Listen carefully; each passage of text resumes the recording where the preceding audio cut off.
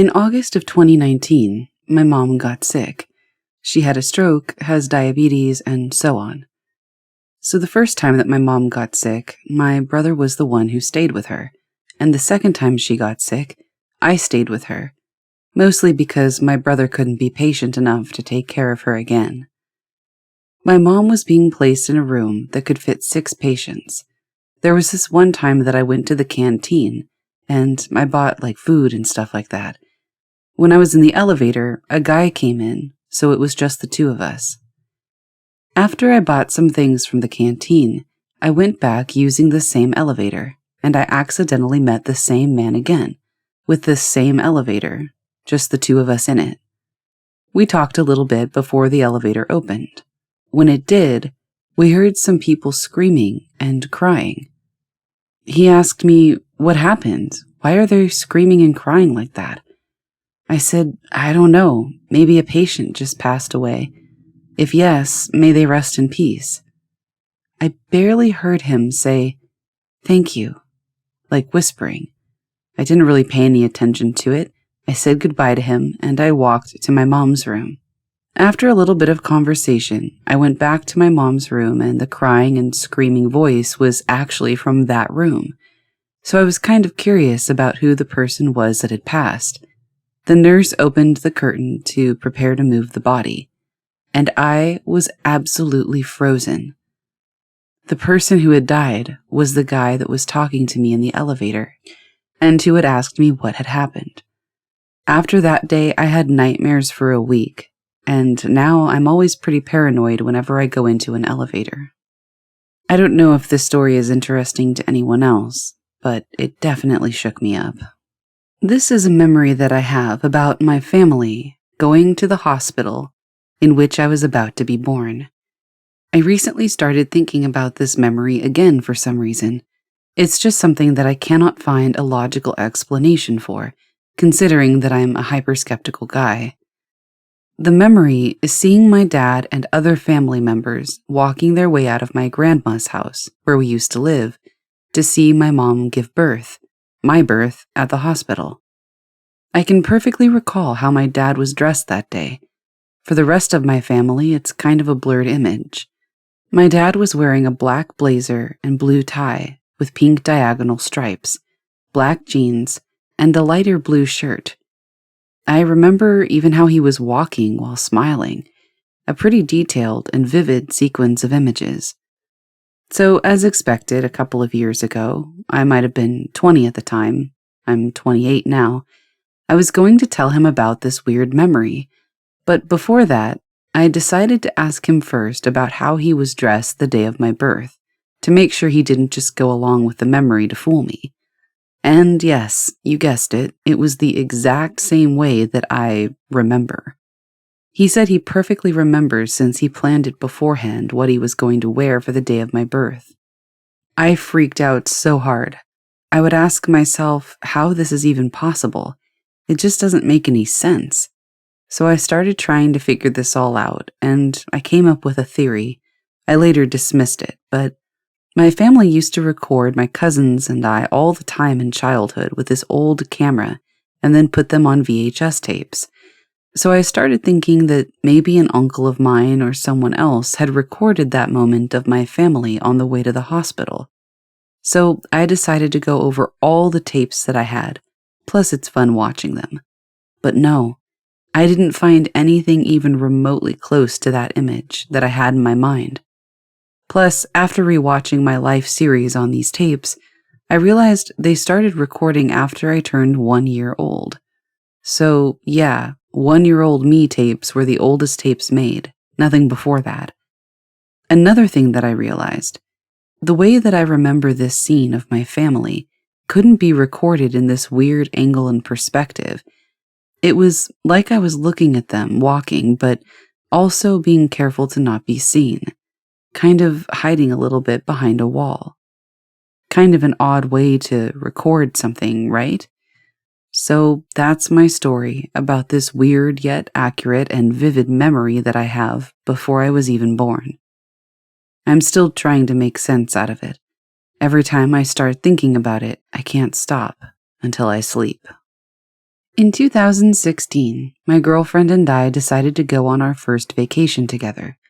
We booked a 3-night stay at the Belmont Hotel, not its real name, which was a historic hotel in the old part of the city we were in. It was an elegant manor-style home from the 1850s, and parts of the property looked from that period. Massive staircases, a parlor room, and original furniture throughout. Our first day, we did the usual touristy stuff. Exhausted, we settled into our room and crashed for the evening. Our first night, we barely slept. My girlfriend and I were both uncomfortable sleeping in the room, and we felt like somebody was watching us. A few hours later, at about 3 a.m., we were abruptly awoken to a very loud sound coming from above our room. It sounded like somebody was pulling or pushing a large piece of furniture, that stuttering of wood on wood and the creaking. It was unbearably loud. This went on ad nauseum for a while. We were totally awake, thinking that somebody was working upstairs, like a staff member moving furniture or rearranging the room. We were both dumbfounded, sitting upright in our beds waiting for this to end. The second day, more touristy stuff. We didn't really think much about the previous night. The second night, we were zonked out and ready to sleep early. This night was strangely similar. We woke up around the same time to the exact same creaking and stuttering of furniture or something being moved around above us. It eventually stopped like the day before, and we managed to fall back asleep. The next thing I remember is my girlfriend waking me up abruptly saying, "What are you doing?" I awoke, standing in the middle of the room in the dark, unpacking my bag angrily and throwing our clothes into the air. I snapped at her for asking me what I was doing and for interrupting me. I was frustrated and agitated upon waking. Suddenly, I vaguely remembered what I was doing, almost like a dream upon waking when you try to hang on to that dream. I sat on the bed and I explained that I was looking for a key in the room, and I remembered wandering around the room desperately, searching the walls, the floors, the furniture with my hands in the dark. I was getting more disturbed the more I explained this to my girlfriend. The idea that I was alone in this dark hotel room doing this really frightened me because I had no control. Needless to say, we decided to call it early and head home and end our vacation. We drove the full 4-hour drive home that night in pitch darkness and fog. I called the hotel that morning to check out early. Speaking with the front desk, I mentioned the loud noises coming from above our room. She replied, "There is no room above yours. It's an attic space, and no staff would have been in there at that time." I mentioned that it sounded like somebody was dragging furniture on hardwood. She said that there was a lot of furniture up there, but that no staff member would have been there. I asked her if the hotel was haunted, and after a moment, she responded reluctantly that she's not sure, but she has heard other similar stories. I believe that I have seen gnomes on more than one account. It's been well over a year since I last saw a gnome. I have epilepsy, so I'm never entirely sure if it's just my brain fabricating things, but I have also never hallucinated due to seizures that I know of. That all being said, I once went to a psychic who did Akashic record readings. She told me that I was closely connected to earth spirits. I made no mention to her about seeing gnomes because, well, that makes you sound absolutely bonkers. For a short period of time, my ex and I lived in his belated grandfather's house. The property was teeming with Japanese maples and native plants. He also kept an orchid room. One day, while taking a shower, I heard the bathroom door move, and I saw a drably dressed little old man about 1.5 feet tall run through the bathroom and climb out the open window. It scared the absolute crap out of me. I let out a yelp. My ex came running in, and so as not to be taken for even more medical testing than I've already been through, when he asked me what happened, I told him that I had just slipped. Another thing I once saw might have been a troll, but I'm unsure. I have no idea what it was. Maybe one of you could enlighten me. I'd been doing a lot of meditating, about 3 hours or so, and I headed into my bedroom to change for the gym. I opened my closet, and there was a 3.5 to 4 foot naked, wrinkly elf troll type thing. I gasped and backed up, and it disappeared. Since both sightings mentioned here, I have had more than one CT scan, MRIs, etc. My seizures were a result of head trauma that happened well after what I'll refer to as the troll incident. There are other times that I've seen them, as well as one childhood encounter with my belated noni, and a few encounters with my grandfather who died when I was 4. Again, my brain has been scanned a lot in multiple ways, and nothing abnormal has ever been found, other than some white spots from chronic migraine, and those popped up super recently. I have even been evaluated by a neuropsychologist.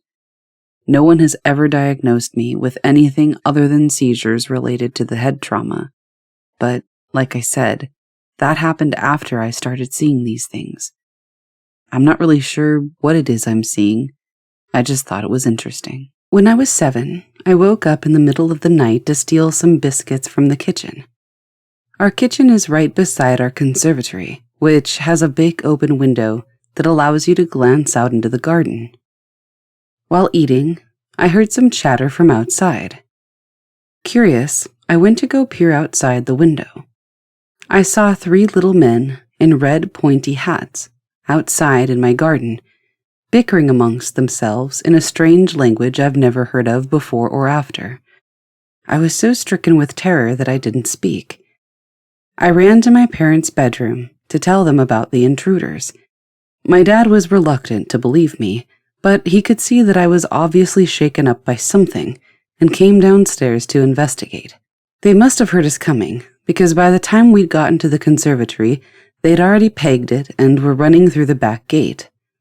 My dad got a glimpse of them too, but he only saw their red pointy hats.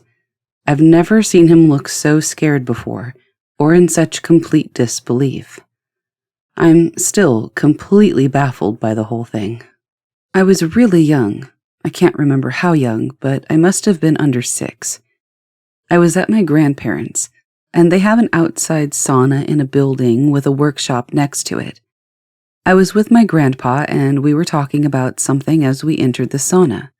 Then my grandpa goes to the heater to put logs in, or maybe to store them next to it. I can't really remember which. But I was facing the benches as we were talking. The next thing I know, there's a little gnome that peeked its head over and looked straight at me from a hole, where all the water goes onto the floor. It must have been only a second, because I stood still and silent, and then it just went away. I told my grandpa, but I don't know if he took it seriously. I didn't know how to feel. I was fascinated, but a little creeped out by it. Later, my grandpa told me something about gnomes living underground, as it is often in Finnish folklore, which made it even more mysterious to me. I know it wasn't a dream, because it shocked me and I remember it so clearly, and I was wide awake. I didn't know where to tell this story. I just thought it would be interesting to tell. Back in May of 2012, my family and I went to Ireland. We were staying in a cottage in a rural area that was far away from any major city or town. 2 days before we were leaving, my cousin and I and her 2-year-old daughter, Maisie, were outside in the garden. Maisie had one of those interactive books for young kids that play nursery rhymes, row your boat, hickory dickory, things like that, whenever you pressed a certain button. She was messing around, pressing multiple buttons, when she pressed a green one that was supposed to play Twinkle Twinkle Little Star, but it didn't. Instead, the book played a song that neither I nor her mother recognized. Even weirder, however, was the fact that Maisie began to sing one line toward the end of the song, which I remember being something like, "I will reach the Golden City to join the angel band." Her mother, of course, was shocked, as she was only 2 years old and was just beginning to talk. These words were extremely advanced for her vocabulary, even if she had only learned from memory. When I got home, I searched the lyrics Maisie had sung, and it turned out to be what I had speculated, a hymn, specifically one called The Pilgrim's Journey. None of our family was religious, and neither of us understood where Maisie had learnt the hymn, and even less why the book had played it in the first place. We tried pressing the green button again and again, but it never played the hymn again, just Twinkle, Twinkle, Little Star, as it was supposed to. This occurred about 3 years ago. I had a position as a buyer, and as such would receive tons of cold calls and emails from people trying to get our company to try their products for resale. Also important, our company had a digital phone system, like VoIP. There was one central number, and it followed a phone tree to multiple offices via internet connection. Voicemails were available on our big office phones, but the recording would also be sent to our emails. So one day I received a voicemail from a phone number I recognized as someone who had been attempting to get a hold of me to sell me their products. Oddly, the voicemail was something like 15 minutes long. Curious, I began to listen to it. The message begins with just static and the sound of rustling. Seems like a classic butt dial, or maybe they forgot to hang up when the voicemail clicked on. I fast-forwarded the message just to see if anything was ever heard. And yes, suddenly a clear voice. They're having a one-sided conversation. I think, ooh, these can be fun sometimes. Except the one-sided conversation is clearly with me. The person on the phone is referencing my then recent maternity leave, our company by name, a few other pretty identifying details that currently escape me. They'd stop speaking and it would be blank air, and then they would answer a pertinent question that I would have asked in that kind of a conversation, clearly speaking to me, but I never spoke to this company or this person. I did receive additional emails from them later that were clearly initial attempts at communication and not a follow-up conversation. I checked with coworkers in case somehow, somewhere, their conversation got picked up in my voicemail. And nope, coworkers and husband were equally confused, but with zero explanation, we all just had to move on. I saw a UFO, and I just want to know if there's some kind of explanation for what I saw. I didn't have my phone with me, so I don't have any evidence. But I did see a UFO. At first I thought it was a glare, but the moon was behind me, and I was seeing Orion's belt and some other stars in front of me. The first one I saw was on the left. Then I realized it was moving in one direction, so it couldn't be a glare. It was going northward. I also don't think that it was a plane because of the lockdown. Planes weren't really allowed to fly, and if they were, it was really limited. I definitely know what a plane looks and sounds like, and this was not it. The thing that I saw was just silently cruising in the sky. Seconds later, I saw one to the right. I saw small dots emitting light. It was as small as what stars look like at night, but they weren't twinkling, and the lighted dots were aligned in a constant position. I also saw that it changed its angle a bit after I saw the lighted dots. I asked myself if they could have been birds, migrating or passing by, because sometimes flocks of birds fly in a V shape, but that doesn't explain the glow. I'm not sure how high it was exactly in the sky, but it was definitely in the zone where a plane might fly, but it was way too big to be a plane. It was cruising for a good few seconds, until it literally just vanished. Would there be any other explanation? Is that what a stealth bomber looks like at night? It was definitely a UFO, because it was an object flying in the sky and I didn't know what it was. So it was an unidentified flying object. I just want to know if it was alien or not. I wanted to share a few UFO encounters that I've had. The first was when I was about 11. I was riding home with my dad in the car. I looked out the window and saw a ship. It was shaped more like a small city, black with multiple spires. I told my dad, and he saw it as well and gunned it home. The odd part was his reaction, which is connected to the next encounter. I asked about the ship, and he went apeshit. Started screaming about nothing being there and that we never saw anything, even though he described it when I pointed it out. Fast forward to about 4 years ago, which makes me around 34 years old at the time. I was at work at the hotel and the housekeeper calls me over. It's Veterans Day, so I figure she wants me to check out the parade. Instead, she points out a white sphere in the sky. We stare at it, and it moves at an insane speed, then splits into 6 smaller spheres. I tell her, "Congratulations on your first UFO sighting." It keeps moving around the parade, and I tell her not to worry. It's probably just observing. The thing is, when I asked her later if any more weird stuff came out, I got the same reaction. Total freak-out screaming about not seeing anything and it not being real. It was like the mind couldn't handle the situation and completely melted down. This final one is a bit more interesting. I had let my dogs out at night for a potty break, then a head count as they came back inside. Before I went in, I noticed a star bigger than the others. Not being a runner, I stayed put. It got closer and I got a better look. It was a 4-pointed star with mini points about the size of a pressure cooker, all pulsating different colors. I decided to try some telepathy. I didn't do anything fancy like cross my legs and say Om. I just thought in my head, like you do when you have a grocery list. I asked it if it meant any harm. Give me red for no and green for yes. I got a red for no. I asked if it came from the stars. It turned green. I asked if it was just here for recon. Again, green. Finally, I thought, okay, you can be on your way. And it flew higher and farther. My point on the last one is to try to stay calm. It might scare you, but it's the best way to remember what you saw. I didn't get any missing time or the usual stuff like strange markings. It was just an odd encounter. So I'm currently 16, and this happened when I was 3. I'm from New Zealand. We have this RNZAF Air Force base called Ohakia.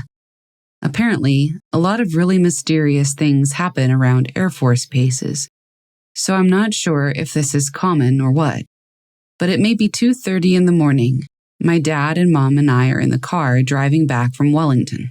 I have family there. And we're maybe 10 seconds past the base of this tree. Well, it's a tree-like thing. Those big, tall bush tree things that farms use for privacy. All of a sudden, there's a light slowly moving along the tree line. My dad thought it could have been a farmer out trimming hedges, but my mom says, not at nearly 3 in the morning. So we pull off to this rest area and watch this light. It's completely stopped moving and it's just spinning when another light joins it and spins in a counterclockwise triangle. Maybe 2 minutes later, another comes from literally thin air and joins the triangle, now having 3 points, and they just spin and spin and spin. Then they stop, then they start again. After about 5 minutes, which seems like 10 years, they stop again and stay still for maybe 5 seconds. Then one flies straight up into the sky and disappears at warp speed. The other 2 lights just keep spinning when another flies off to the right and disappears. So now it's back to just one light spinning. Starts to move along the tree line again, and then it just flies off to the left and disappears also, never to be seen again. All this started and ended within 15 minutes. After that, we just drove back. But we're all looking around, amazed and terrified. To this day, we've never seen anything else like it. It started on my commute home from work. I got about halfway through the 20-minute walk, and at roughly 10:10, I saw these 2 flying objects that were blinking red and white. I didn't think much of it, being as I live near an airport. That is, until I saw them fly toward each other hover for a moment, and then depart in opposite directions. It's something that I've never seen drones or planes do before, and it got me really suspicious. I began following one of them, and it kept varying between moving very quickly, slowing down, and hovering in midair. I kept on the trail of that one up until I saw two more on the opposite end of the horizon. I began chasing them down, one by one, trying to get videos and keeping notes on what I'd seen. The main thing that spooked me, aside from the weird movements, was the oblong shape of them. They were just far enough visually that I could only really see the shape through the horizontal row of blinking lights, of which there were 3 on each flying object. Each one would blink the same pattern, the red lights flashing one after another, and then a white flash at the end, occurring uniformly every few seconds. I only saw them do bizarre movements a handful of times. Otherwise, I was just chasing them as they sped by.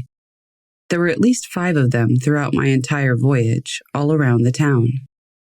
I would truly love to believe that they were just regular aircraft, but every single thing about them was weird.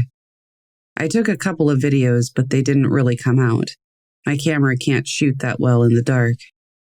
If anybody can point me in the direction of what these things might be, or what the light patterns might mean, or really anything at all, let me know. It's been haunting me all night. Let me start by saying that before this sequence of events, I was 100% a non-believer of the paranormal. I'm still in shock of what I witnessed yesterday. But I'll tell you the whole thing from the beginning. 1 month ago, in my apartment building, some weird noises started. It was like somebody was doing construction work on their flat. I didn't pay much attention. I figured somebody could be repairing stuff or something of that sort. It started on a Friday, and it was almost always in the afternoon, ending at like 2 or 3 in the morning. The weekend, the same thing. The morning was quiet, and then the rest of the day busy with a noise that was like somebody hammering or something. Everyone that was on the right side of the building, my side, was starting to get annoyed, mostly because everybody wanted to rest, to be able to work the next day. Of course, we started to try to find the location of the source, to pin this down to some singular apartment. There's also another building close to ours where the walls connect. I've gone to every apartment and put my ear near the lock, and there's almost no sound. The flat most affected is my upper neighbor, where she lives with her daughter. We thought maybe it could be the apartment above her making all this noise, even though the water supply is shut down, same with electricity, so logically nobody should be living there. But we had to be 100% sure. So we called the owner and asked her kindly to open the apartment so we could check to see if somebody was using it or had forced an entrance. No one was there, and the noise could be heard. It was coming from the apartment under where my neighbor above lives, so we ruled out that the inhabited apartment was the source. Time goes by and this phenomenon repeats every single day without missing. Bangs on the walls, bangs on every division of the apartment of my neighbor, on the furniture, things falling in the bathroom and the kitchen. Police were called 3 times, but of course they couldn't find anything. They entered this flat, and they also heard the noise, but they couldn't pinpoint where the sound was coming from.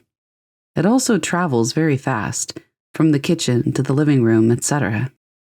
Also, in the corridor on the first floor, we started to bang on the wooden walls, and we would get replies from this unknown source.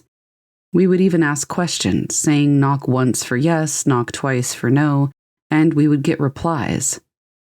Fast forward, and finally both my neighbor and her daughter went away for the weekend. Magically, the sound stopped. I didn't know this until yesterday. I just thought, finally the noise went away. They returned yesterday, and guess what also returned? That's right, the knocking again. So I was in the corridor with both of my upper neighbors and another from the same corridor chatting. Both she and her daughter were outside the flat.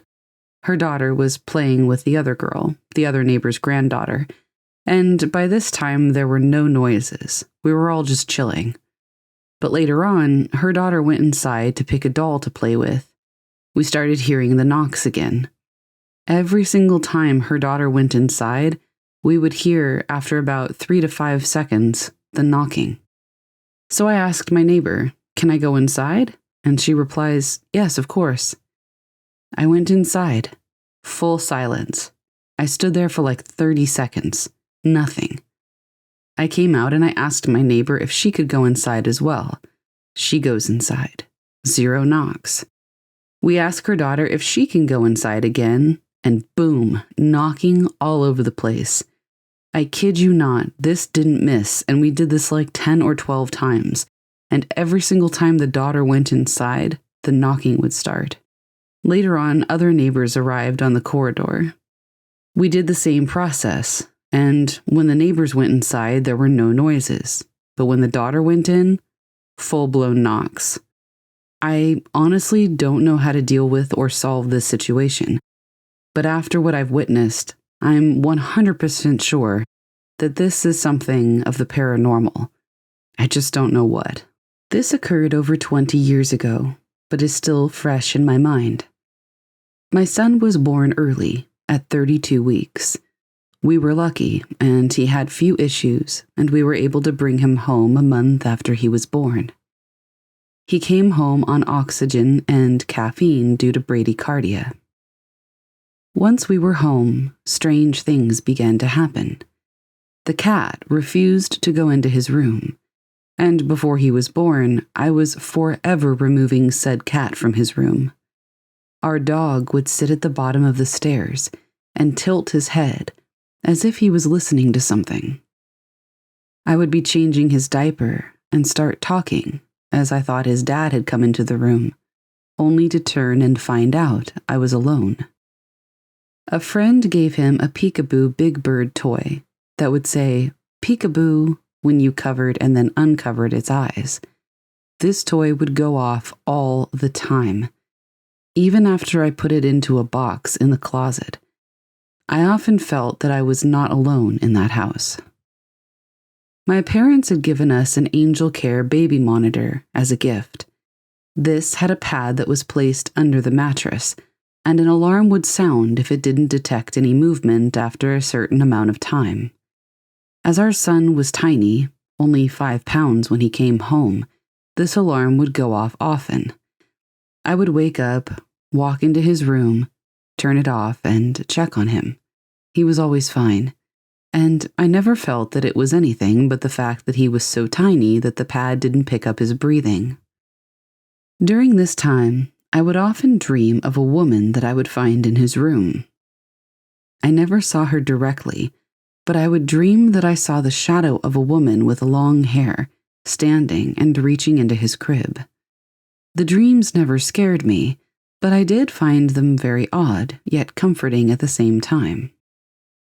I can't remember how long he'd been home, but it was at least a month. He was still on oxygen and still on caffeine. Our bed was to the left of our bedroom door, and I slept on the right-hand side, next to the door. My husband slept on the left. I was asleep and was awoken by being shaken roughly on the door side of the bed. I woke up and looked over at my husband and said, "Why are you shaking me?" Only to realize he was completely asleep and on the wrong side to have shaken me. I immediately jumped up and ran to my son's room. I flipped on the light, something I had never done to this point, and I heard a gasp from the crib. Often when babies spontaneously stop breathing, you need to startle them to get them to start again. I truly believe that he had stopped breathing, and that my turning on the light startled him into breathing again. After this episode, the dreams and the strange occurrences with the pets and toy continued, until my son came off the oxygen and caffeine. Once that happened, the odd occurrences stopped, the pets stopped acting weird, and the Big Bird toy never went off on its own again. I really believe that something or someone came back from the hospital with us to keep him safe. The feeling I got from my dreams was that it was a young woman, maybe early to mid-20s, and Indigenous. I'm Canadian. I will always be grateful for them watching over him and shaking me awake that night so that I could startle my son into breathing again. In November of 2017, I was in the end stages of my pregnancy. Our apartment was heated by a gas fireplace, and, stupidly, the carbon monoxide detector was in an adjacent room with the door closed. It wasn't until the door opened that my husband and I were aware that I was slowly being poisoned. I was sent to the hospital. While on oxygen, I went into labor, and thus began a very horrible ordeal. I could elaborate, but I'm skipping it for now. Anyway, 3 things happened. Number 1, my daughter was born. Number 2, something latched onto me while I was in the ER for the poisoning. And number 3, my husband took a job out of state to support us while getting his career going. Week 1 after leaving the hospital. The whole time I'm in the maternity wing, I'm having issues sleeping. Insomnia is common for me, so I didn't think of it too much. However, every time I started to sleep, I would wake up from a panic attack. This went on for the week that I was there, and about a week after coming home. Eventually, I was able to start sleeping, but then things started to happen. I lived in the apartment for 3 years prior, with no incidents. But onwards of week 2, coming home from the hospital, a lot of things started happening. I kept a journal, and I've written it out here. So this is exactly what happened and how I felt about it at the time. November 22nd, 2017. Whispering coming from the audio baby monitor. This is a common occurrence from this point forward. December 8th, first unusual cold spot. Living room was always about 20 degrees warmer than the rest of the apartment, but suddenly it was freezing in one spot of the room. Never cold there again. December 11th, the babymobile's batteries drained rapidly. This also became common. First set of batteries last a month. All following batteries died within 72 hours. Was eventually moved to my mother's house, where the mobile operated as intended. January 3rd, 2018. Never felt comfortable being alone in the house. Felt cold no matter where I was. Started living in my mother's house to avoid being in my apartment. February 17th. Mother's landlord threatens to up my mother's rent if I don't leave. I return home. Was greeted with a horrible stench, and was forced to clean my whole house top to bottom to get rid of it. Daughter begins to scream in her sleep. This occurs about once a week.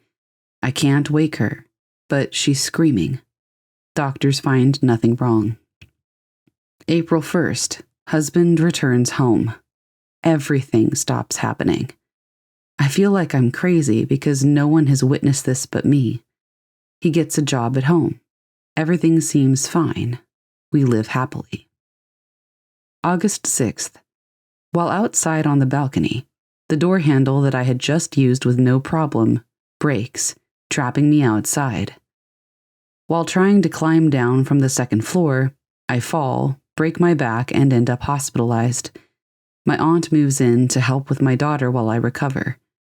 Months later, my aunt confesses from day 1 of being there that she felt like somebody was watching her and was often cold.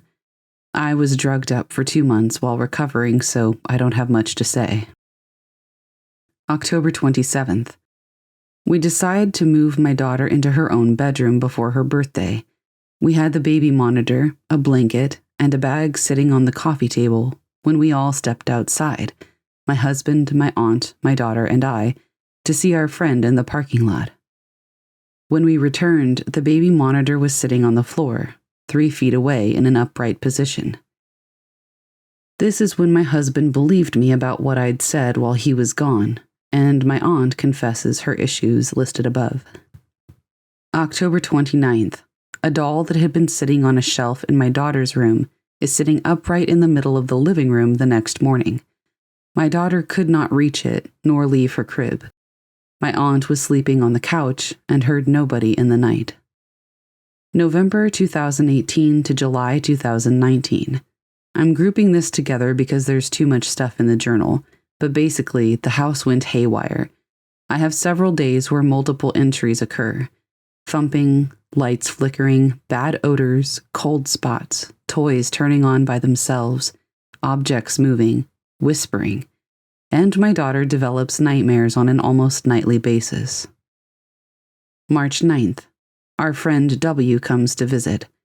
In a very disturbing way to greet her, the word hello is written on the bathroom mirror from a marker that originated from a separate room.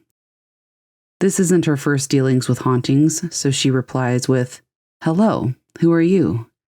Later, it replied with, "Rick." June 14th.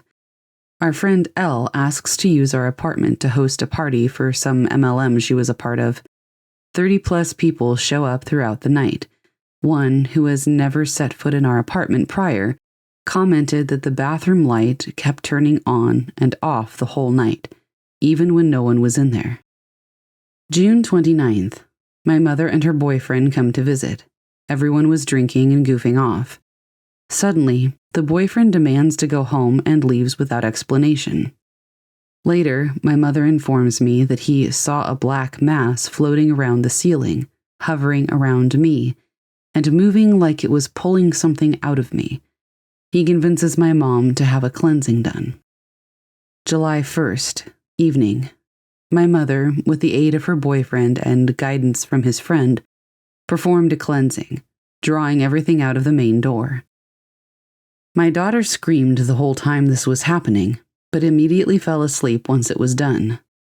The house felt still, like frozen in time until sunrise. July 2nd, morning. A black handprint was found on the roof of the outside stairs. I lived in a multifamily home, and the stairs to the second floor were outside because the second floor is a separate apartment. From then on, we didn't have anything else happen. We moved out in June of 2020. 2 months after, my daughter asked me why we no longer lived in the old house. I told her why, and that we weren't moving back there. She replied with, "Good. Mr. Black was scary. He wanted to eat my face."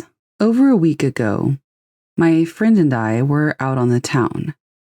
Later that night, we drove up to the forest, about a mile up the hill and away from my house.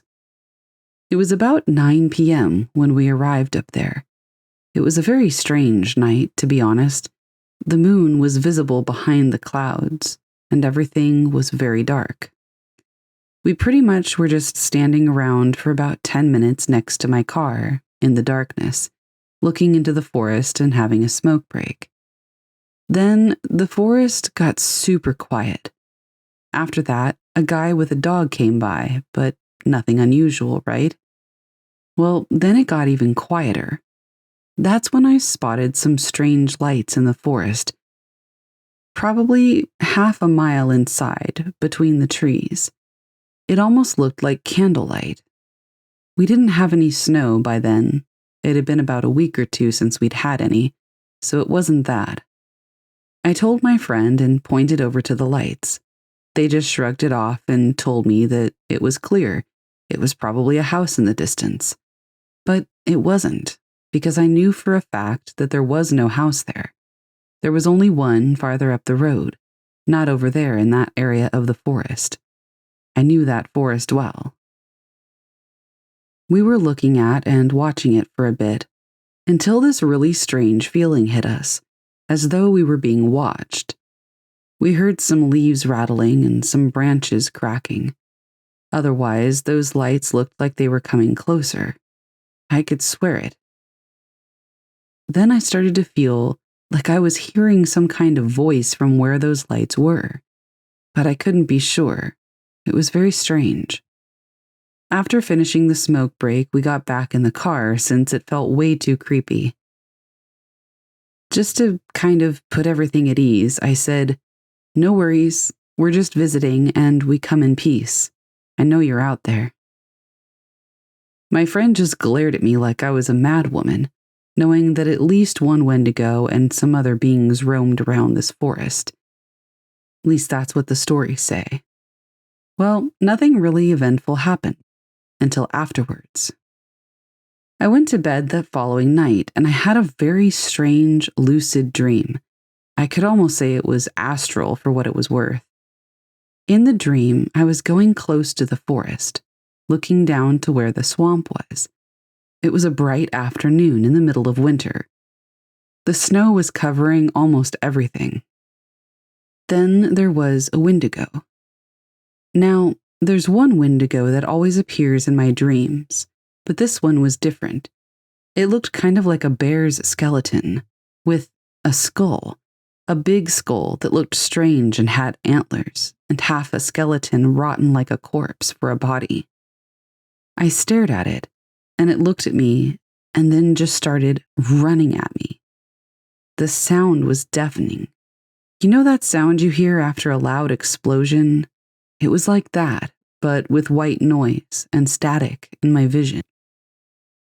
A moment later, I was awake, looking around. I said, "What the heck?" and then turned around and went to sleep again. I fell asleep and I woke up to the same dream. But this time, I was really mad. The next thing I remember was me bolting toward it, bearing some unhuman wrath, ramming my fist into its ribcage and tearing it apart. Moments later, I saw him fall apart, letting out some kind of screech. I later woke up, and that was pretty much it.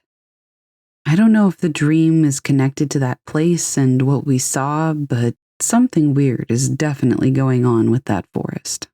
My grandmother would always tell me about knocking that she would hear, either a few days before or moments before somebody close to her would pass away. It would usually be around 3 knocks, in no particular place. She said that she would sometimes hear it at the back door, behind the wall, or coming from outside. My grandmother had always kind of had this weird gift to see and experience things that were, I guess, paranormal for lack of a better word. She would always tell me her experiences, and me, being not the bravest person on earth, would get so scared I wouldn't be able to sleep well for days. I always thought the knocks were interesting whenever she told me about them, because not long after, it usually happened. Someone would die, or she would complain for days that she wasn't sleeping. Then the knocks would happen, as well as other weird things. I was very open to the idea of these knocks, due to the fact that evidently people sometimes passed away after, and I believed that things like that could happen. Last year, the 3 knocks happened to me. It was a Friday morning, and that entire week, my grandmother's sister, Sari, was fighting COVID in a hospital. Sari was the second closest thing to a grandmother for me, so I had a great love for her. I wouldn't say we were close, but there was that grandmotherly love that she had always given me. When I woke up, I was still between that state of being very sleepy, but also fully aware of my surroundings, as I wasn't asleep. I know that I had my back to the door of my room when I heard 3 faint but audible knocks on my door. I opened my mouth to say, "Yes?" and then it hit me like a train that I heard absolutely nobody walk to the door or open any of the doors we had in the hallway. And trust me when I say I have the loudest family, so I should have heard someone or something. My body froze, and a chill went right down my back. For a good minute, I was too terrified to move. I laid in bed for a while to listen if anybody would maybe walk away or open the door to confirm that it was indeed one of my family members, but nothing. Just silence after that. I even thought maybe it was my brother trying to scare me. But, long story short, exactly 3 days later after I heard the 3 knocks, my grandmother's sister, Sari, passed away in the morning. The whole experience freaked me out, and I still struggled to comprehend what happened, but it did. There's probably a logical explanation, but the fact that she died a while after really scared me, and it made me think about what my grandmother had always told me. One night, my sister's friend, who we'll just call Sally, was still at our house after my sister had fallen asleep at about 10 p.m. She asked me if I would walk her halfway home, and I said yes. It was just down a hill, and then you just walked one street, and then there was like a cut-to over to her street from there. But mind you, it's the middle of December, and it's really cold. So we walked to the stop sign, and we were both like, nope, and turned around because it was freezing cold. We could easily beg my aunt to give her a ride because it wasn't that far. So as we're walking back, we stopped at my next door neighbor's house, which isn't actually occupied. It's completely rusted out. It's actually owned by a sheriff that comes by like once a week to work on it. It's been like that for about the last 3 years. But my old neighbor lived there for about 20 years before he finally sold it to the sheriff for like $5,000. Anyway, we stopped at the house because we kept hearing weird noises from the side of the house. It almost sounded like cats, so we started calling them. Then they started hissing in a weird way, and then we saw their legs. They were long and skinny and super pale. I don't know what it was, but we just ran to my house and we told my cousin's dad to go look. And he didn't, of course. Maybe it was just a weird cat, but those legs were so abnormal. I've never seen anything like it. And their sound changed when we became aware of it and started calling it. It was like as soon as whatever those things were knew that we knew they were there, their whole demeanor just changed. It was so weird. My husband saw a demon. He doesn't like to talk about it at all. Over the past 5 years, I've only heard parts of it, and I've had to put it together by the snippets that he's told me. He lived in an old apartment, one of the oldest buildings in a very old town, with his ex, and he would wake up with feelings of being choked and just strange experiences. It was the middle of the night, and he got up, turned on all the lights in the house. He woke up feeling like he was being choked, so he was nervous. He went to use the bathroom, and this thing was just standing in the bathroom when he walked in. The only way to describe what he saw, he says, is that it looked a little bit like Mewtwo from Pokemon, but constantly morphing and changing form, with something like static around it, with shifting and changing color. This creature, which he calls a demon, looked at him, and in that instant he was in bed again, with all of the lights still on. It was almost as though he was teleported back into bed, like the creature was trying to make it seem like a dream, although it wasn't. I don't know if anybody else has experienced anything like this, but it definitely scarred my husband. I'm a sheriff's deputy in a fairly busy county. Along with the job comes the unfortunate familiarity with what a decomposing human body smells like. To me, it's very similar to an animal carcass, but with a much sweeter odor. Not sweet in the sense that I enjoy it. Hell no. That smell normally means a bad night for me and another gruesome memory to add to my catalog of things I would rather forget. With that out of the way, I'll get to what happened. Last night, I was patrolling a geographically isolated area of the county, which is very large and sparsely populated. Having completed the hour-long trek to the northwestern county line, I began driving through the mountains back toward civilization. About 25 miles from town, or the closest semblance thereof, I hit a straight stretch of highway through a wide valley. Since the weather was nice, I had my windows rolled down. As I passed the entrance of an old logging road, that familiar smell of sweet rot suddenly filled my car. Not just a whiff, a cloud of it filled the cab as if there was a week-old human corpse sitting in the front seat next to me. It was all too familiar, but this time there was something else that I couldn't place. It lingered for a few moments, then went away just as quickly as it had entered. Realizing what I had just smelled, my heart sank and I pulled to the side of the road. I told myself it was just a dead animal in the ditch, and that my mind was playing tricks on me. I turned my car around and drove slowly back toward the logging road. The closer I got to it, the smell became stronger, and I grew more certain that I was about to find a body.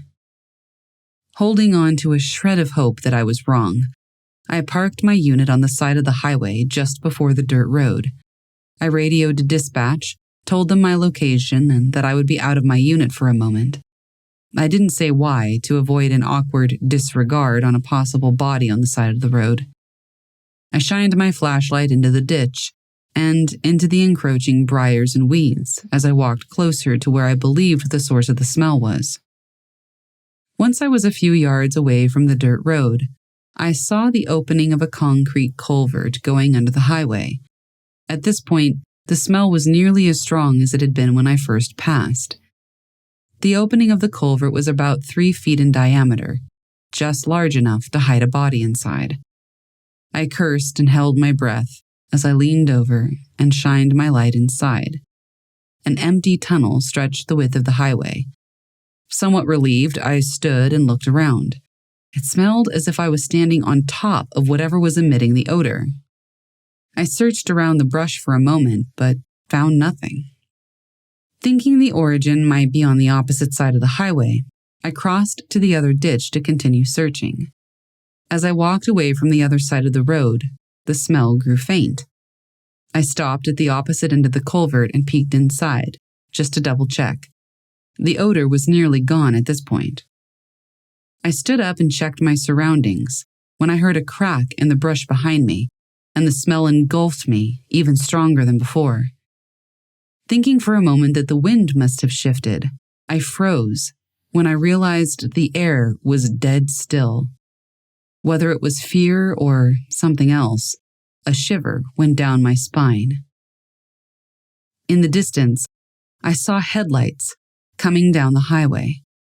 As the car came near, the odor seemed to move away, farther into the bushes toward where I had heard the crack. The car stopped, and the passenger rolled down the window and asked if I was all right. I lied and told him that I was. I thanked him for checking, and I walked briskly to my car as they drove away. I got the hell out of there. Once I was able to get cell service, I called my friend who was patrolling the opposite side of the county. I explained what had happened, trying not to let on that I was spooked. Once I was done, he paused for a moment, then asked about the unusual hint of something which accompanied the smell. He asked if it was sulfur, and I put 2 and 2 together. It was sulfur that I had smelled. I asked if he thought I had found a demon in the middle of nowhere, to which he responded with a concerned, "Yes.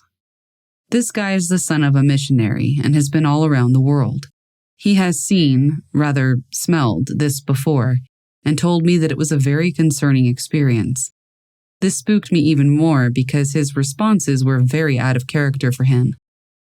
Maybe something else happened. Maybe there's some shred of a possibility that there's a scientific explanation. But honestly, I think I agree with my friend. I think there's a demon in the valley."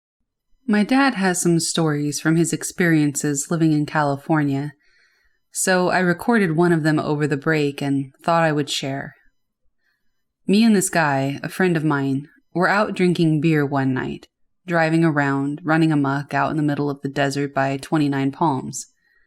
We were miles from anywhere or anything, literally just bonsaiing out on these old roads, way out in the middle of nowhere.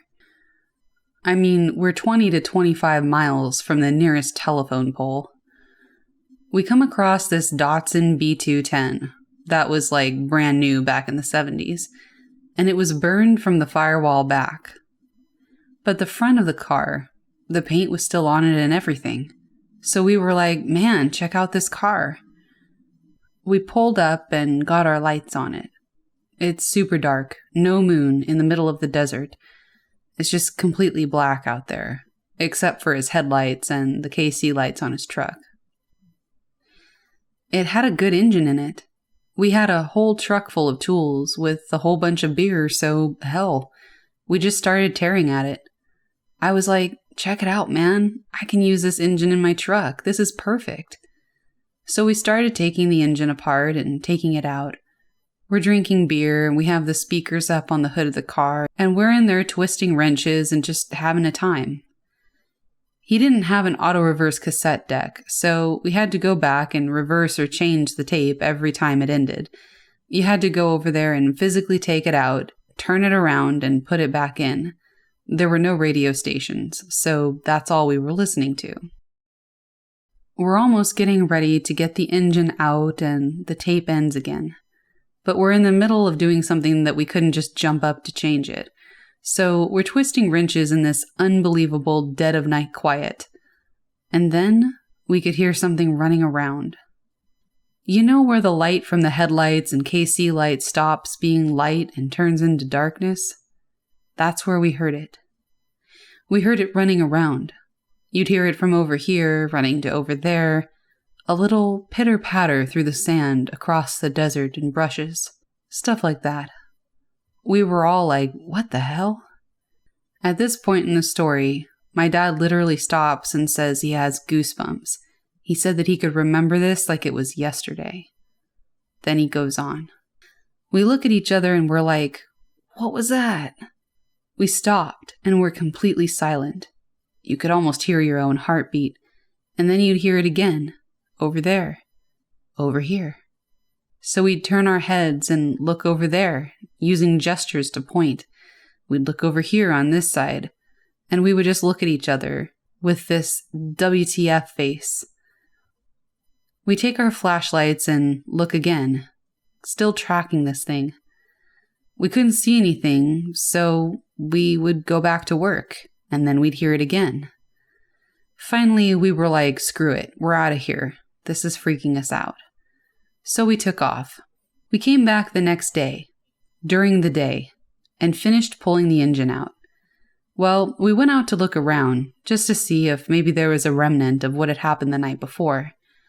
I was kicking around out in the brush when we heard the tracks, and there were these little teeny tiny footprints, like a little kid, like barefoot kid footprints, all around the sand. All in the perimeter of where we were. It wasn't us. We had boots on, and we're big. Like, all of our feet are size 11 and 12, and we were miles from anything. But there was nothing else in sight for miles and miles. No houses, no stores, not even a telephone pole. Nothing. Just these little children's footprints running around barefoot in the dark. So, the area that my grandparents lived in was somewhat known for Bigfoot sightings, and my grandfather had seen some signs of it too, a set of footprints in the snow that strode uninterrupted over a 4-foot fence, calls from the forest, etc. They live at the edge of a state park in Ohio. I've seen plenty at this point, but back then I hadn't had any experience with the paranormal, at least as far as I knew.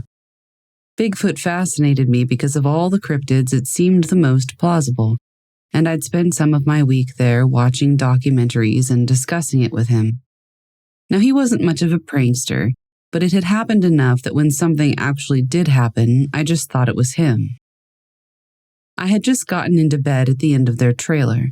I was there for maybe 20 minutes, insomnia, when I heard this call outside the window, passing by quickly down the hill. Imagine an orangutan hoot, not a loud one, just that idle huffing that they kind of do to each other. Pitch that down a ways and then have it coming from lungs that should belong to a bear or a moose. As I said, my first thought was to rationalize that maybe it's Grandpa messing with me. He almost had me too. This thought lasted until I remembered the way that the trailer sits on the hill. The bottom of these big windows is sitting 6 feet off the ground. The noise had definitely come from above me in bed, near the tops of the window, so whatever made that noise was 2 or 3 feet higher, and the old guy didn't own any stilts. I wish I'd gone to look, but the realization that something that massive had decided to make a noise right next to me just struck me with paralyzing fear. I was playing around an abandoned area within sight of the trailer later that same week, jumping around rotting beams and poking through whatever was left, when I just stopped. There was a massive, imminent presence behind me all of a sudden. No noise alerted me. I hadn't seen anything move. It was just pressure. Nothing inherently threatening in it, just the sheer weight of the gaze is what got me running. I have felt the presence of ghosts, at least one demon. What I'm pretty sure was eldritch shenanigans, and let me tell you, nothing has ever had the weight of that. The power, it felt more real and present than I think people can be. Anybody else have something like this happen? Not a sighting, but just a sense of something, an impossible noise or an encounter that was just too close? Let me know. 2 years ago, I went to visit my grandparents' place for the first time in years. It's a small town, and the house is located on a hill, which extends to an open landscape. Anyway, it was night, and everyone was either in the kitchen or bedroom watching TV. I had to go to the bathroom. They only have one bathroom, and it's outside. So I make my way over, taking my phone. I saw the neighbor's black dog that comes during the day to play with us, and my grandparents' dog. Except it was weird for it to be outside at night. The whole property is surrounded by a concrete wall that has a tall, pointy metal fence on top of it. The only 2 gates accessible close or are locked at sunset. So there's no way that it could have entered, since my grandparents and my visiting family all made sure to put all the animals in their place before locking the gates. The gates are always closed unless a visitor comes or to let my grandparents' dog go play on the open land outside the property with the neighbor's dog. But there were no visitors that day, and it was too late for them to be out playing. So I start making my way to the bathroom, and the dog appears from behind the bathroom building. It was wagging its tail and making these excited, low panting noises. You know, how dogs make when they're happy to see their owners. I start walking toward it, and I see it gets all excited. It comes toward me, and I'm petting it. Nothing was out of the ordinary. I just remember thinking how nice it was that this dog comes to play with my grandparents' dog. Then suddenly it starts walking away from me, back to behind the bathroom. So I go after it, thinking I'll call the neighbors and tell them that if they want to come pick up their dog, they can, or if they'll come pick it up in the morning, that's fine too. I just wanted them to know we had it. Their house is close to the bottom of the hill, which is about a 15-minute walk, and I wasn't about to walk alone in this town I don't know at that time of night. Halfway, going after it, I get this weird feeling, and I stop. I see it standing there, just staring at me. And being my dumb self, I take a few steps toward it, extending my hand and calling out its name. But the dog starts backing away slowly, not letting go of eye contact. That sends a red flag immediately, because the way it stepped back was weird, and the way that it wouldn't look away from my eyes creeped me out. It stepped back so slowly and into the dark. I turned my phone flashlight on and scanned the light around. I couldn't see it. It was gone, so fast. Too fast. I was going after it because apparently I have no common sense, but just as I started walking forward, I hear this weird bark, followed by one long howl. It wasn't exactly dog-like. I know because I've grown up with all kinds of dogs, and that's not how dogs sound. It sounded wrong. I thought maybe it was hurt, so I ended up calling my dad to come search for it. We scanned every inch of the property, but no dog. Both gates were locked. I got really creeped out after that, and I couldn't sleep very well. And I kept hearing that weird howl all night. We checked in with the neighbors the next morning, and apparently their dog was with them the whole time. I seriously don't like my grandparents' place at night. It's creepy as heck. The whole town is surrounded by creepy stories. Even my dad has had some weird encounters with these weird cloaked people and strange lights where there shouldn't be any. I have to go back this year, and I'm kind of terrified. I had an interesting experience while camping with my husband. It was a nice drive in a campsite, a corner spot next to one other campsite and woods on the other 3 sides. We had a nice day hiking and cooked some fajitas and s'mores over the fire, and then we settled into our tent to sleep. Later that night, I woke up and heard a weird noise. It sounded like an electronic tone, kind of like a sine wave. Then I heard what sounded like people talking right outside the tent. "They better get out of that tent. I saw a possum go in there." Thinking that there must be other campers walking around, I turned over and tried to go back to sleep.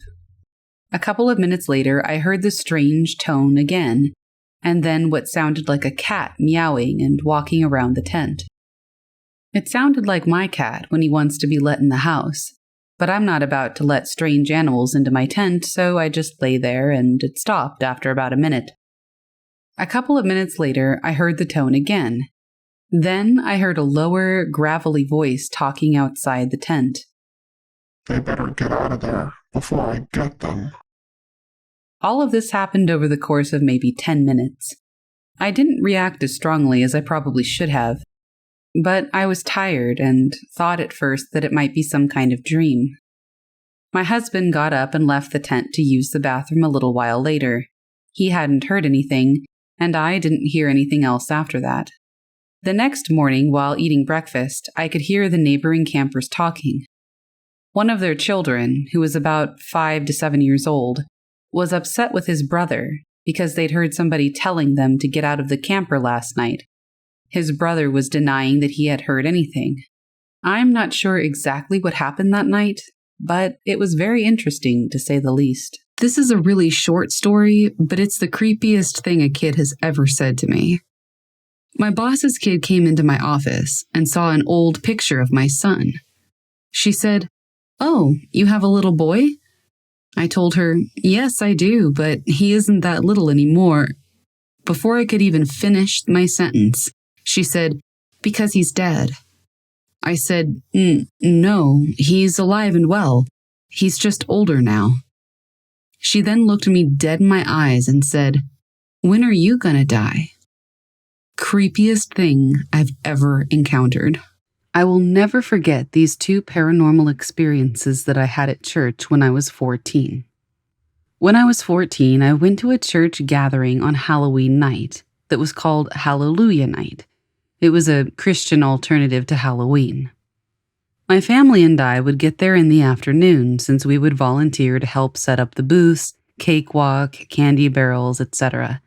But I was mostly there to get first dibs on all the candy. After I finished helping with the usual booth setup, I took a seat on the bench near the main sanctuary. It was my favorite place to sit, since I could see the entire lot and, most of all, the beautiful sunset. I pulled out my PSP and was just scrolling through some music that I had on it when some guy approached me and started a conversation. I've never been a people person, so usually when things like this happen, I keep the conversation short. However, this guy had this weird kind of warmth to him, as if he was a friend of mine. As the conversation carried on, I started to ask him if he was new, because I hadn't seen him before. He told me that he'd been going to this church for years, but left after an incident happened.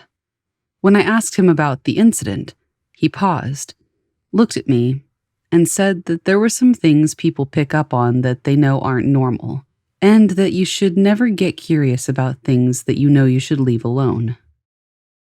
I sort of had a confused look on my face since I didn't know what he meant at the time. The guy noticed it and said that I would understand once I got older. I looked down at the PSP that I still had in my hands, and when I looked up right away, the guy was gone. I looked around and I couldn't find him anywhere in the lot.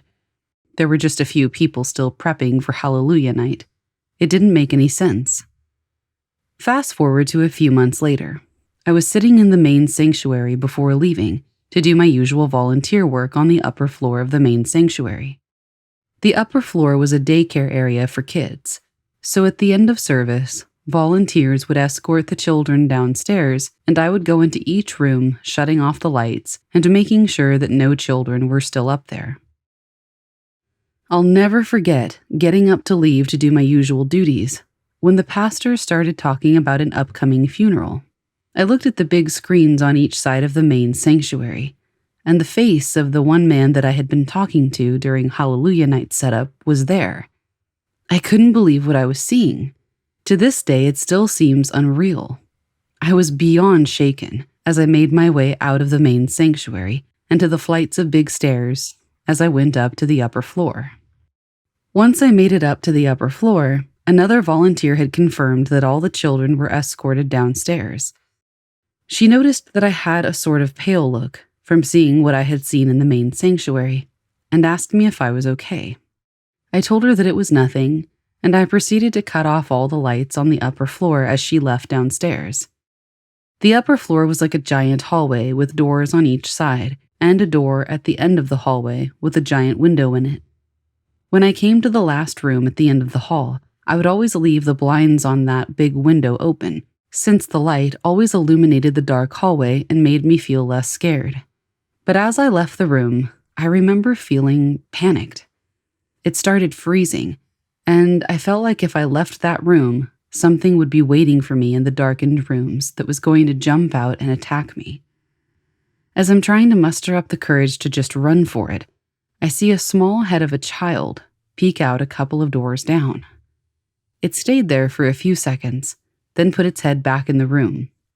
I immediately called out to the child but got no answer.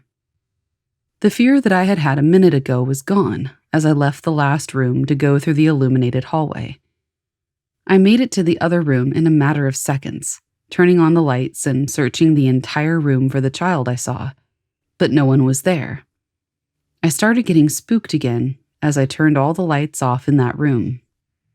As I was leaving the room, I looked back at the last room's window, which illuminated the hallway, and out of nowhere, a massive black mass moved in front of the window, almost covering the light completely. It was darker than dark, and its outline covered the light and seemed to be moving. It was enough to scare me to run for my life. I ran the rest of the hallway and down the stairs. I was stopped by one of the ushers who told me not to run, but when I told him what I had seen, he looked at me like I was crazy. Once church was over, I told my parents about what happened on the ride home. They ended up not believing me. But I know what I saw that day, and the man who was apparently dead had warned me of something for a reason. Either way, those two events still scare me to this very day. I had an experience with the infamous Franklin Castle in Cleveland, Ohio, back in July of 2009. For those not already familiar with the castle, I strongly recommend looking it up.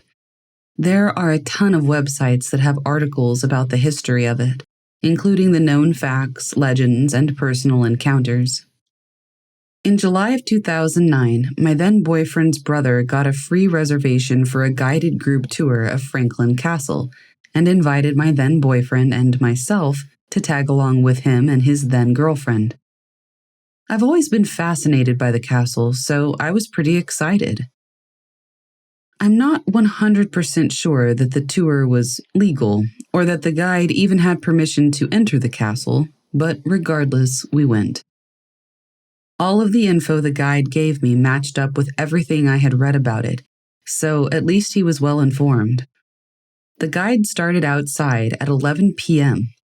We were in the yard of Franklin Castle, just staring up at it, and all I could keep thinking about was how long I'd wanted to go in there, and I was finally about to.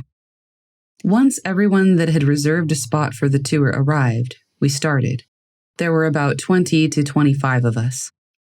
The guide took us around the outside of the castle, telling us about it, and then we headed in and went to the first floor, which was the basement, where the servants' area initially was. Within about 15 minutes of being in there, I started to feel kind of funny, like overloaded. I knew what was coming and tried fighting it off, but I couldn't. I started to get dizzy, and things started to get dark. I went and sat on the steps, freezing, pale, and sweating it out. After about 5 minutes, I was okay to go on. It was just so intense. Things like this have happened to me before when I'm around immense amounts of energy like that. I think the energy of the house was just too much for my sensitivity. We carried on to the second floor, then the third floor. At this point, I was standing around with a couple of other people, listening to the guide tell us about the floor and any stories surrounding it. All of a sudden, I hear these light footsteps coming from above. I thought it was just my imagination, or maybe somebody went up there ahead of the guide. Then the girl next to me asks the guy next to her, "Did you hear that?" One of them asked the guide if anyone had gone upstairs yet, and the guide confirmed that nobody had ventured to the fourth floor yet. Then we went to the fourth floor and wrapped up the tour. Part of me couldn't wait to get out of there, but another part of me wanted to look around some more. So I followed my boyfriend's brother and his girlfriend down to the third floor, then the second floor, and finally the first floor. I was walking behind my boyfriend's brother's girlfriend through the kitchen area, and she stopped in the doorway in the living area. I was standing behind her, and I suddenly got this overwhelming feeling of uneasiness, to say the least. I got out of there right away. I made my way outside and waited for the others. The tour was nice, and the castle was amazing. It was all torn up, though. Between the constant attempts at remodeling, the fire, and its age in general, it was in need of a lot of work and completely unlivable at the time. The guide stated that there were all these plans for it, but most never happened. It's been sold again since then. From what I've read online, the current owners have their own plans, but do not have any interest in doing tours. Only time will tell what's in store next for the castle. My uncle was such a sweet guy that for my 18th birthday, he gifted me with a creepy but adorable porcelain clown sitting on a swing. It had 2 red dots on the cheeks, a red nose, a frilly costume, and white gloves. It had a pointed hat and brown curly hair. What he didn't know was that I had an extreme fear of clowns, and I still do. I accepted it anyway, because it was such a sweet gift. I hung it up on my curtain rod, kind of proud that he had even thought of me at all, because it was rare that he gave me presents. The first week was fine, but after that, weird things began to happen. I started to grow creeped out by this doll to the point where I wouldn't even get dressed in my own room. There were a few times where it would swing on its own. I never opened my window, so I know that it wasn't the wind, and it wouldn't have been able to swing without some sort of force. Several times I would walk out of the room and come back in to find that the head had twisted to look outside my door. For a long time, I thought it was my family members playing a joke on me because they knew that I didn't like clowns, so I just grinned and put up with it. I also locked my door from the inside with one of those bolt locks, just in case. I did this for a couple of months. One morning, it was taken too far, and it was the last straw for me. I woke up and hit something with my hand. I turned my head to come face to face with the clown doll. I looked at the curtain rod, but it definitely was not there. The only way it could have been brought down was if you lifted the rod and took the doll off by the swing ring. I know for a fact that my family didn't do it, because my bedroom door was still bolted shut. I had had enough, and I took the doll and threw it in the big bin, and then put it on the verge for the bin man to come that day. I told my uncle that I had accidentally broken it when I was putting it away to paint my room. I actually regret doing that. I kind of wish I had kept it. I was creeped out by stuff like that when I was younger, but now I love haunted stuff and creepy things.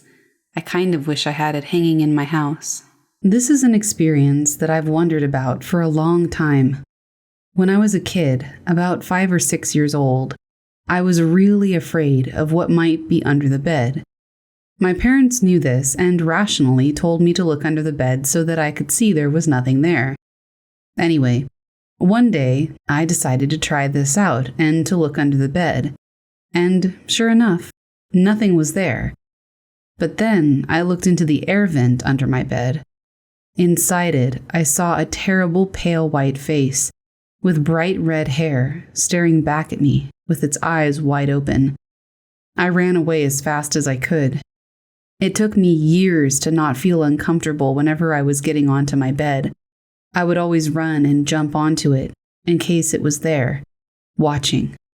To this day, I still believe that I saw something, as it was incredibly vivid. I just don't know what it was. So I live in Kentucky, in the city now, but we lived way out in the country when I was younger, in a very old, giant farmhouse. My family got it for cheap because it was falling apart, and the basement would flood and have a crawfish infestation because it was so old. The basement floor was basically dirt and mud. My dad and I would go on walks across the property to our neighbor's pond to fish. He allowed us free access to do this. This neighbor also owned a herd of cattle. One day, we were walking there, and at the top of a very tall tree, it had to have been 40 to 50 feet off the ground, there was a young calf simply impaled on one of the top branches. It had not been stormy for days, so it couldn't have been a freak tornado. It's worth noting that I was also abducted from this house twice. This was over 20 years ago, but I will never forget that moment. It is one of the things that's convinced me there's so much to this world we don't understand.